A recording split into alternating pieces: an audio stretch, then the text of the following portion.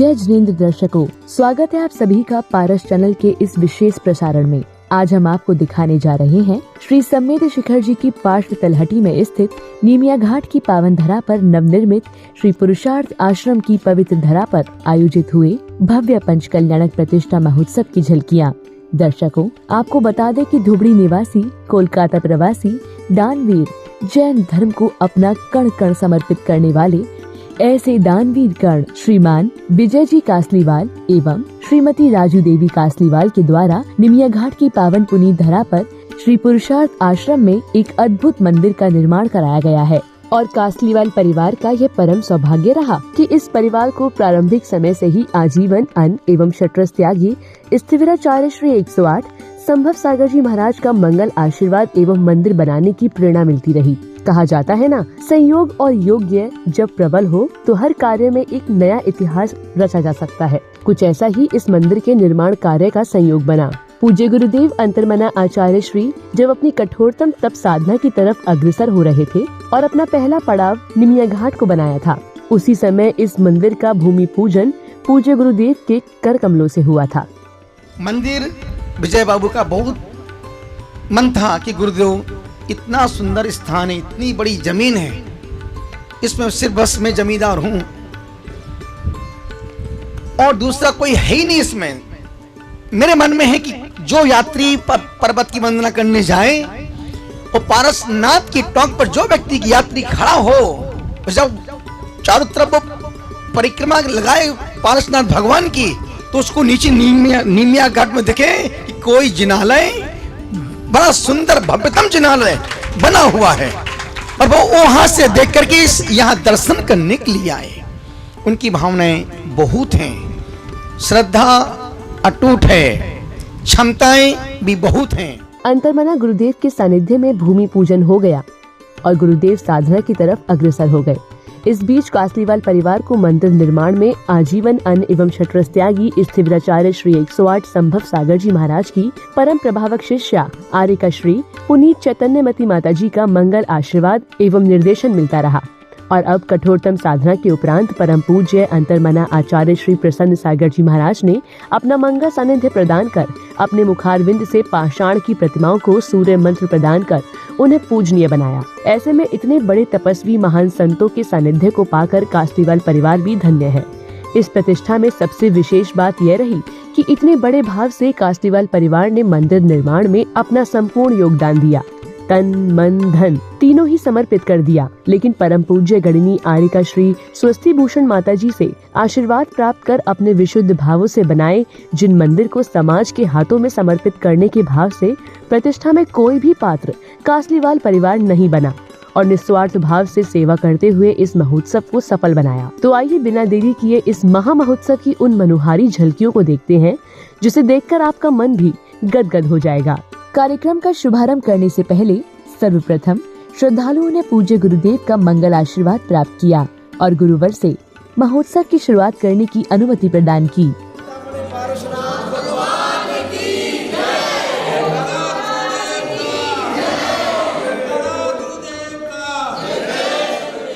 गुरुवर का आशीष प्राप्त करके सभी का मन हर्षित हो गया और बड़े ही उत्साह के साथ भव्य घट यात्रा निकाली गई, जिसमें सौभाग्यशाली महिलाएं अपने शीश पर कलश रखकर कार्यक्रम स्थल तक पहुंची एवं श्रावकों ने भी श्री जी को पूजन स्थल पर स्थापित किया, जहां प्रतिष्ठाचार्य जी ने अपने मार्गदर्शन में सभी मांगलिक क्रियाएं पूर्ण करवाईं।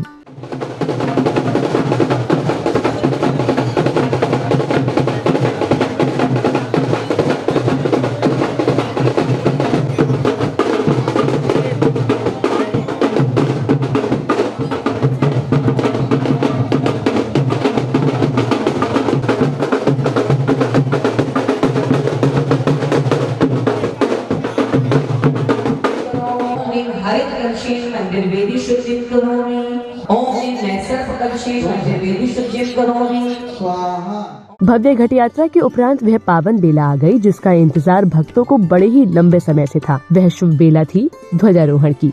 सबसे पहले प्रातः काल की पावन बेला में प्रथम ध्वजारोहण यज्ञ नायक मधु पाटनी एवं शशि जी पाटनी के कर कमलों से किया गया।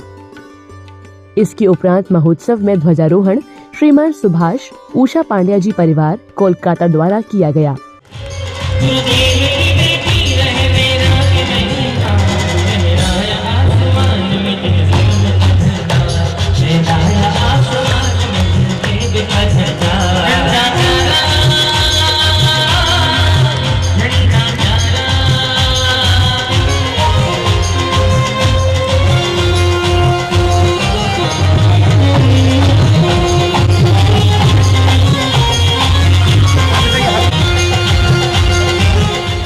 तत्पश्चात महोत्सव में धर्मानुरागी श्रीमान नरेंद्र संतोष पांड्या रांची परिवार द्वारा मंडप उद्घाटन किया गया।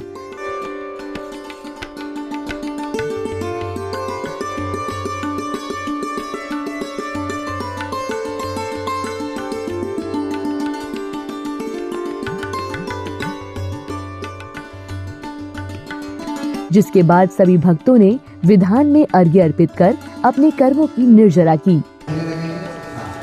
वह पह अह स्वहा दिगंजनी ओम ह्रीं अस्यावसा नमः ओम ह्रीं अस्यावसा नमः ओम ह्रीं अस्यावसा नमः।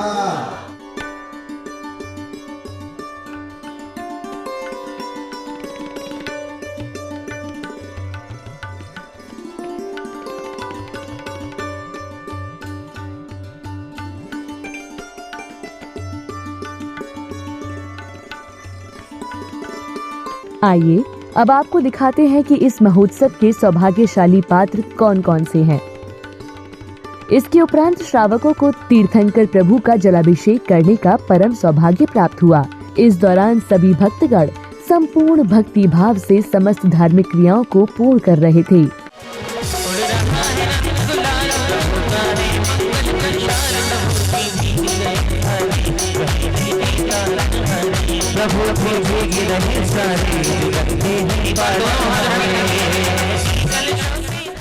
प्रभु की शांति धारा करने से सब विघ्न दूर होते हैं एवं कलहों से मुक्ति मिलती है।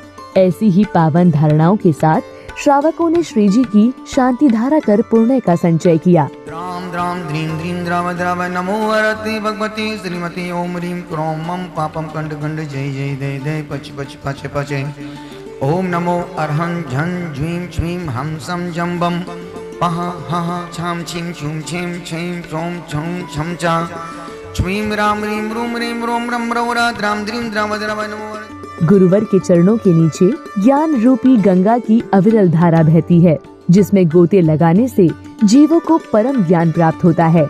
इसी प्रकार श्रद्धालुओं ने परम पूज्य अंतर्मना आचार्य श्री 108 प्रसन्न सागर जी महाराज के पाद प्रक्षालन कर स्वयं को धन्य किया।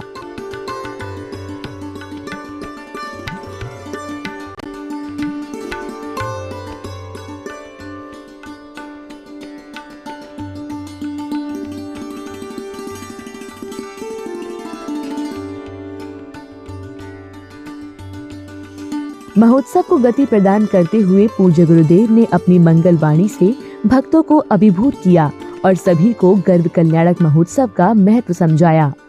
डॉक्टर सहज सागर जी महाराज साहब ने कहा था कि गर्भ में आना बड़ी बात नहीं है। गर्भ में तो बहुत से जीव आ रहे हैं, निकल रहे हैं, कुछ बीच से ही जा रहे हैं और कुछ पूरे होने के बाद बाहर निकल रहे हैं।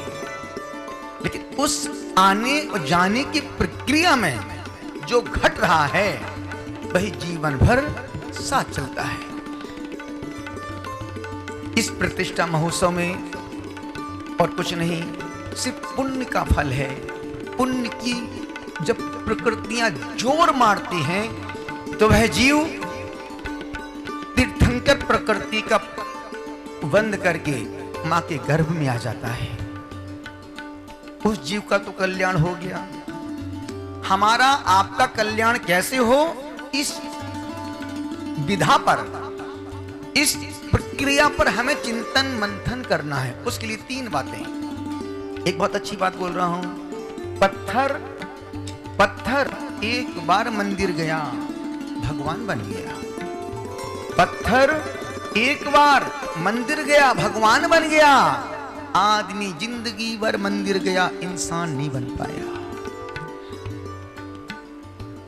आज के गर्भ कल्याण की 3 बातें जो जिंदगी भर आपके जन्म मरण के बाद उस जीवन को जो संभालेंगी। पहली बात, कुछ भी करो, कहीं भी जियो, कैसे भी जियो, कोशिश करना कि तुम बैर की गांठ बांध के ना मरो। प्रभु का जप अनुष्ठान करने का अत्यंत ही महत्व होता है। मान्यता है कि विधान में बैठने से सुख, समृद्धि एवं वैभव की प्राप्ति होती है। ऐसी ही धारणाओं के साथ सौधर्म इंद्र इंद्राणियों ने अपनी अपनी मनोकामनाओं के साथ विधान में अपनी उपस्थिति दर्ज करवाई।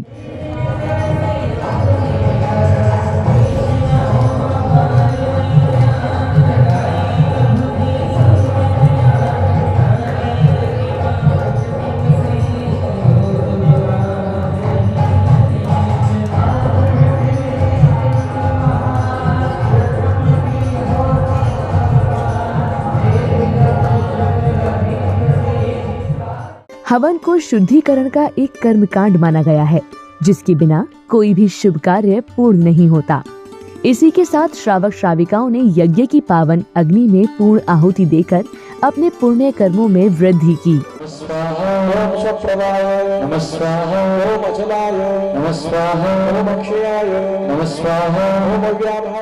गुरुवर सत्संग के द्वारा कार्यक्रम में मधुर स्वर लहरियों का गायन किया गया, जिसके बाद समस्त वातावरण में भक्ति रूपी बयार चल पड़ी।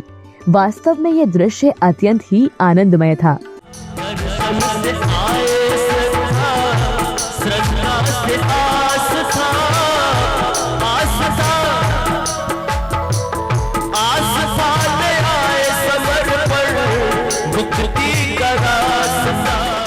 विजय बाबू ने कितना बड़ा दिल बनाया।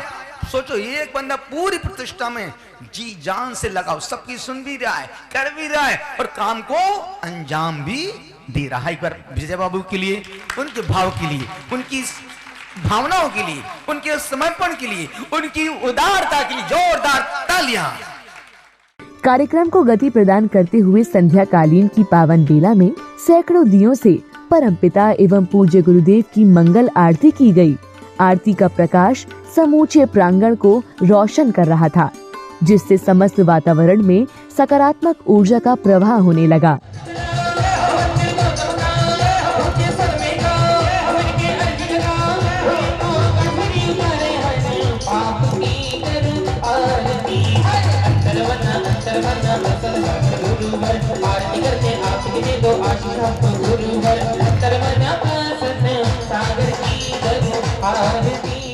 संध्या आरती में मग्न होने के पश्चात अब समय था गर्भ कल्याणक महोत्सव के दृश्यों को अवलोकन करने का, जिसके तहत सांस्कृतिक कार्यक्रम प्रस्तुत किए गए।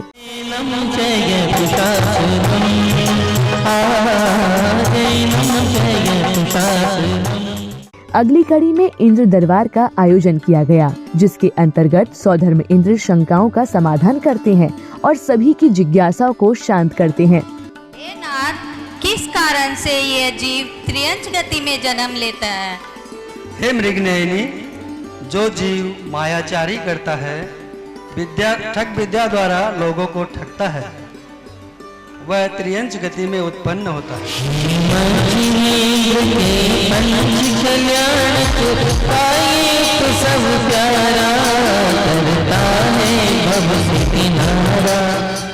इंद्र दरबार के मध्य ही सौधर्म इंद्र का सिंहासन स्वतः ही कंपन होने लगता है, जिसे देखकर इंद्र राज अपने अवधि ज्ञान से कारण बताकर एक अनजान शक्ति को साष्टांग प्रणाम करते हैं, जिसके पश्चात शचीन्द्र रानी हैरत में पड़ जाती हैं एवं देवेंद्र से प्रश्न करने लगती हैं। तब सौधर्म इंद्र तीर्थंकर प्रभु के गर्भ में आने की घोषणा करते हैं।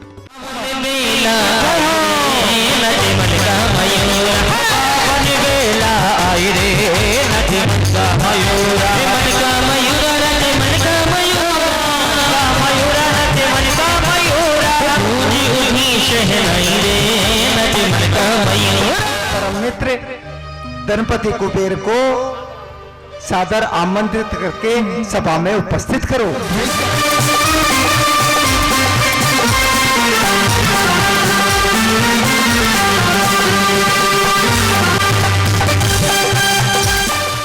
चिंतामणि पार्श्वनाथ तीर्थंकर के अवतरित होने की सूचना मिलते ही बनारस नगरी में उत्सव मनाया जाता है, जिसमें सम्मिलित होने इंद्रलोक से अष्ट कुमारियां आती हैं और संपूर्ण प्रेम भाव से माता की सेवा में लीन हो जाती हैं। ऐसे मनमोहक दृश्यों को महोत्सव में अत्यंत ही सुंदरता से दर्शाया गया। चंदन वन की खुशबू लाए, दूर वो निदिया रानी मुस्काए।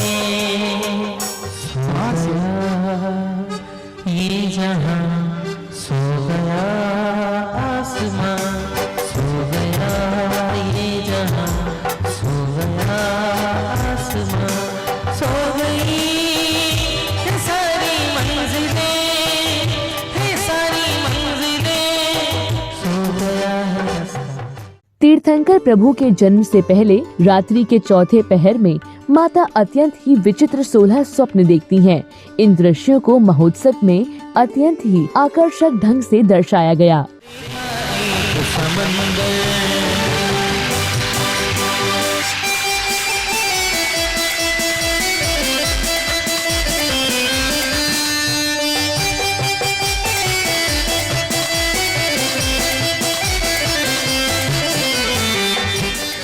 बालक के जन्म लेने से पूर्व माता की गोद भराई का भव्य आयोजन किया गया। गोद भराई के उत्सव में खुशियां मनाने के लिए इंद्रलोक से सभी देवी देवता बनारस नगरी में पधारते हैं और अमूल्य भेंटों से माता की गोद भरते हैं।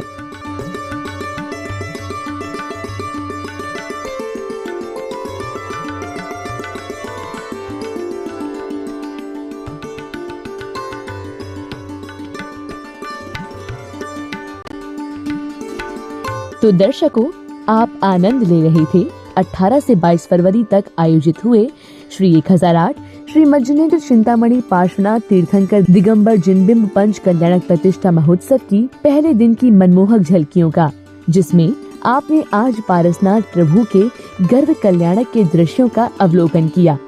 तो दर्शकों, आज की प्रस्तुति में इतना ही। आपसे पुनः मिलेंगे महोत्सव की अग्रिम श्रृंखला के साथ। तब तक के लिए जय जिनेंद्र।